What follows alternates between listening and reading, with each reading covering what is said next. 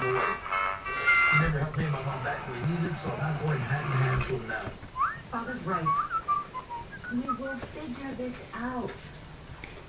The most important thing is that none of us are injured, and we all still love each other.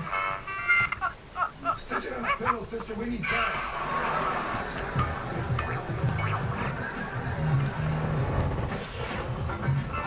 George, can I talk to you for a minute? No, maybe later. They got a lot on my mind right now. Here, open this. It'll cheer you up. Try and split things up, Bob. It's waiting for you, Uncle's funeral. It's not going to be funny now. Just don't bring it.